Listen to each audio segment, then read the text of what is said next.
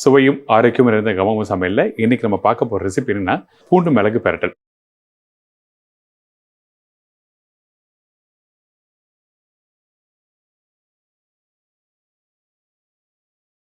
இந்த பூண்டு மிளகு பிரட்டல் சொல்லும்போது பார்த்தீங்கன்னா நீங்கள் வீட்டில் ரசம் சாப்பிடுவீங்கல்ல, அந்த ரசத்தோட டேஸ்ட் தான் இந்த இடத்துல வரும். இந்த ப்ரிப்ரேஷன் முடிச்ச பிறகு இந்த ப்ரிப்ரேஷன் பார்த்தீங்கன்னா கொஞ்சம் ட்ரையாக இருக்காது. அதாவது அந்த ஒரு ஜூஸியாக லைட்டாக ஒரு 0.2% அளவுக்கு அந்த தண்ணி, அந்த ஸ்டாக் வாட்டர் பார்த்தீங்கன்னா சிக்கன் வேக வச்ச தண்ணி இருக்குல்ல, அதோடு போட்டு பரட்டிட்டு ரொம்ப நல்லாயிருக்கும். அந்த பூண்டு, அந்த கொத்தமல்லி, அந்த மிளகு, சீரகம் சாப்பிட்றது ரொம்ப நல்லாயிருக்கும். ட்ரை பண்ணி பாருங்கள். பர்டிகுலராக வந்து இந்த மழை காலத்தில் காரசாரமாக சாப்பிட நினைப்போம். அந்த டைமில் நம்ம என்ன பண்ணோம்னா நிறைய பொருளை போட்டுருவோம், நிறைய மசாலா போட்டுருவோம், நிறைய எண்ணெய் ஊற்றிடுவோம். அந்த மாதிரிலாம் எதுவுமே இல்லாமல் சிம்பிளாக டக்குன்னு நம்மளுக்கு அந்த குளிருக்கு ஏற்ற மாதிரி காட்டமாக நல்ல ஒரு ரெசிபி பண்ணோன்னா இந்த மாதிரி ரெசிபி ட்ரை பண்ணி பாருங்கள். ஏன்னா அந்த மிளகு வந்து நம்ம சாப்பிடும்போது பார்த்தீங்கன்னா உங்களுக்கு வந்து வயிற்றுக்கு ஒன்றும் பண்ணாது, வயிற்றுக்கு குளிர்ச்சி தான் அது. அந்த காரத்தன்மை அந்த குளிருக்கு கரெக்டாக இருக்கும். ஸோ அதனால தான் இன்றைக்கி இந்த 4 பொருள் வச்சு பண்ணுறோம். இந்த ரெசிபி தேவையான பொருட்கள் ஃபஸ்ட்டு பார்த்துருங்க. பூண்டு மிளகு பிரட்டல் தேவையான பொருட்கள்: சிக்கன் 1/4 கிலோ, இடிச்ச பூண்டு 10 பல்லு, பிளாக் பெப்பர் 1 டேபிள் ஸ்பூன், சீரகத்தூள் 1/2 டீஸ்பூன், வரமிளகாய் 2 நம்பர், கருவேப்பிலை தாளிப்புக்கு, கொத்தமல்லி சிறிதளவு, உப்பு தேவையான அளவு, நெல்லெண்ணெய் தாளிப்புக்கு தேவையான அளவு. இந்த ரெசிபி தேவையான பொருட்கள்லாம் பார்த்துருப்பீங்க. இந்த இடத்துல பார்த்தீங்கன்னா இந்த இடிச்ச பூண்டு யூஸ் பண்ணுறோம்ல, இந்த இடிச்ச பூண்டு பார்த்தீங்கன்னா வித் ஸ்கின்னோட இடிச்ச போடுறேன். நீங்கள் வீட்டில் தோல் எடுத்து போனாலும் போடலாம், தவிர எதுவுமே இல்லை.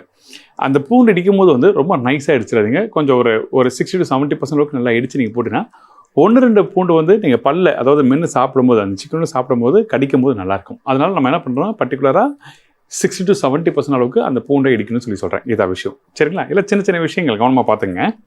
இப்போது நல்லெண்ணெய் ஊற்றிருக்கேன். நல்லெண்ணெய் எதுக்காக சொல்கிறேன்னா, நல்லெண்ணெய் வாசத்துக்கும் அந்த சிக்கன் மிளகுக்கும், அந்த சிக்கனும் மிளகுத்தூள் பூண்டுக்கும் சாப்பிட்றது ரொம்ப நல்லாயிருக்கும். நீங்கள் இதுக்கு பதில் ரீஃபண்ட் ஆயில் எதுனா யூஸ் பண்ணுன்னா என்னோட சஜஷன் வேண்டாம் சொல்லுவேன். நல்லெண்ணெய் தான் பர்டிகுலராக இந்த ப்ரிப்பரேஷன் நல்லாயிருக்கும், சரிங்களா? இதுக்கப்புறம் இடித்த பூண்டை நம்ம இதில் போடுறோம், சரிங்களா? அந்த பூண்டு போட்ட பிறகு அந்த பூண்டை வந்து நம்ம நல்லா வதக்க ஆரம்பிக்கிறோம். கொஞ்சம் நல்லா வதங்கிட்டோம். கொஞ்சமாக எண்ணெய் ஊற்றிருக்கேன். நீங்கள் எண்ணெய் தரம் ஊற்றினா என்னென்னா சிக்கன் வெந்த பிறகு அந்த எண்ணெய் வந்து மேலே வந்து நிற்கும். அதனால் இந்த பூண்டு வதக்கிறதுக்கு தேவையான அளவுக்கு மட்டும் எண்ணெய் ஊற்றுங்க. நல்லா டயட்டில் இருக்கணும்னு நினைப்பாங்க, அவங்களுக்கு வந்து கொஞ்சம் அந்த காரம் சாரம் இருக்கணும்னு நினைப்பாங்க, டெய்லி சிக்கன் ப்ரோட்டீன் சாப்பிட்ணுன்னு நினைப்பாங்க, ஒரு 100-150 கிராம் சிக்கன் சாப்பிட்ணும்னு நினைக்கிறவங்க, பேச்சுலர் இருக்கவங்க, அப்போ அந்த டைமில் இந்த ப்ரிப்பரேஷன் ட்ரை பண்ணி பாருங்கள். ரொம்ப நல்லாயிருக்கும். சிம்பிள் தான், இதெல்லாம் ஈஸி ரெசிபிஸு. இது கூட இந்த மிளகா சொன்ன வரமிளகா 2 மிளகா சொன்னேன். உங்களுக்கு காரத்துக்கு ஏற்ற மாதிரி நீங்கள் போட்டுக்கலாம். விதையை எடுத்த மிளகா மட்டும்தான் யூஸ் பண்ணுறேன். இல்லை விதையோடு போட்டு பழக்கமாகனா நீங்கள் ஒரு பெரிய மிளகாவில் 3/4 போட்டால் போதும். எண்ணெய் இல்லாமல் நல்லா வறுக்கணும். இதில் வேலை பார்த்தோன்னா இந்த இடத்துல இந்த பூண்டும் வரமிளகா வறுக்கிறது தான் பெரிய வேலையாக இருக்கும். ஸோ இது நல்லா அந்த கலர் மாறட்டும். அதுக்கப்புறம் அந்த சிக்கன் எப்போ போடுறோன்னு சொல்லி நான் உங்களுக்கு காமிக்கிறேன், சரிங்களா?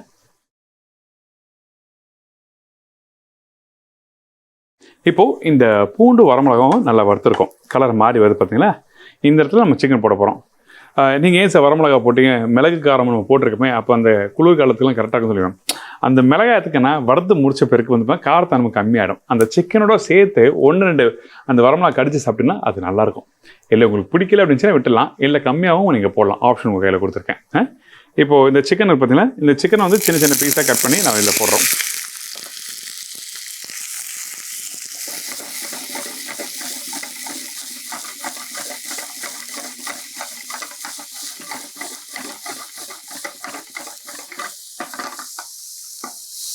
இந்த இடத்துல நம்ம என்ன பண்ணுறோம், கொஞ்சமாக தண்ணி ஊற்றுறோம். அந்த சிக்கன் வேகிறதுக்கு எந்த அளவுக்கு பக்குவத்துக்கு தேவையோ அந்த அளவுக்கு வந்து நம்ம தண்ணி ஊற்றலாம். இப்போது இந்த பூண்டு வரமிளகாவும் சேர்ந்து வேகட்டும்.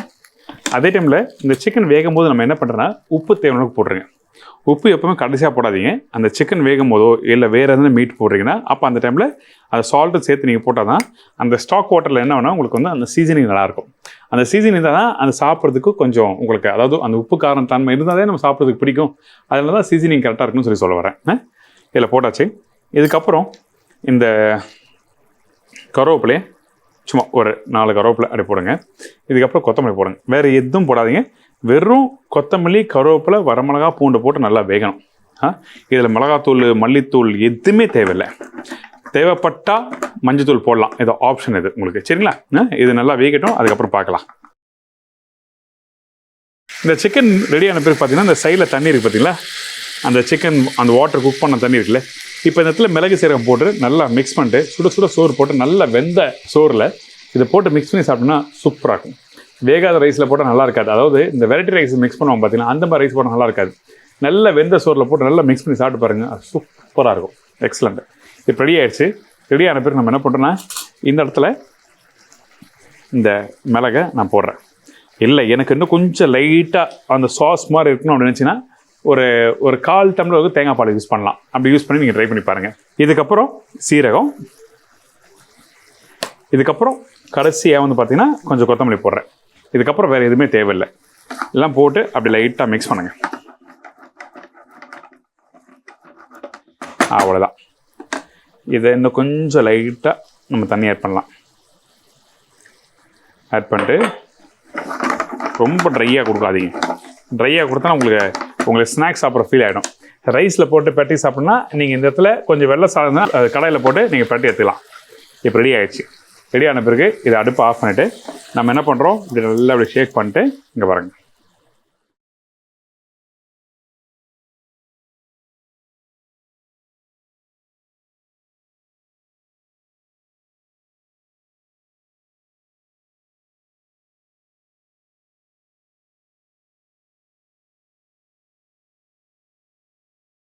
இதை அப்படியே எடுத்து சாப்பிட்டோன்னா பயங்கர சாட்டிஸ்ஃபைடாக இருக்கும்.